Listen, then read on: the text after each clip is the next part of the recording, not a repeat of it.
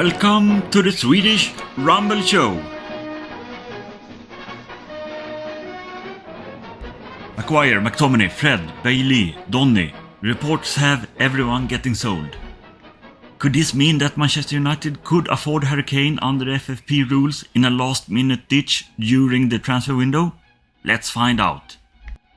So which FFP provisions limits Manchester United? This review will include measuring Manchester United's earnings during the 22-23 and 23-24 season under the so-called football's earnings rule. During this time, Manchester United's aggregate loss may not exceed 60 million euro. We made a 12 million loss during the 22-23 season. It's of course not known how big our loss or profit will be for the 23-24 season, so we must make a forecast for it. Next summer, Manchester United will also be reviewed by the Premier League, seeking to determine if Manchester United have passed the financial sustainability requirement in the Premier League's handbook. This review will include measuring Manchester United's earnings during the 21-22, 22-23 and 23-24 season. Hence, this review includes 3 seasons, while the UEFA review only includes 2 seasons.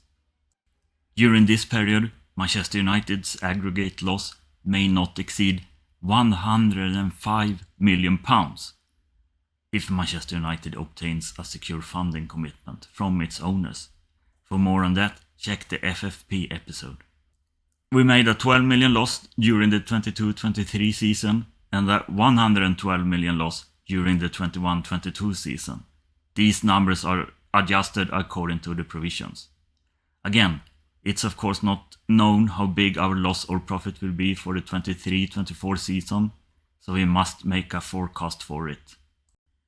So, how do our forecast look for the 23-24 season, including all signings and player sales to date?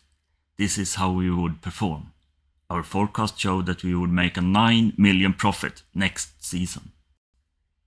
If you go back to the rules we have to pass, we can see that we would have a comfortable margin versus the UEFA provisions and basically come in right around the Premier League threshold. If we sell Maguire, Fred, Henderson, Donny and McTominay for the reported figures, it would improve our earnings next season with no less than 108 millions. And if we buy Amrabat, Todibo, Harry Kane for the reported numbers, it would increase our costs for next season with 70 million. So is it doable to sign Harry Kane under FFP provisions? Yes, we could even do it if one of the player sales falls through. But, and there is always a but, remember that the net transfer income we get from player sales only helps us during the 23-24 financial year. Beyond that, we would only be saving 43 million per year. Hence, all these transfers, and especially the Kane signing, significantly makes our squad more expensive.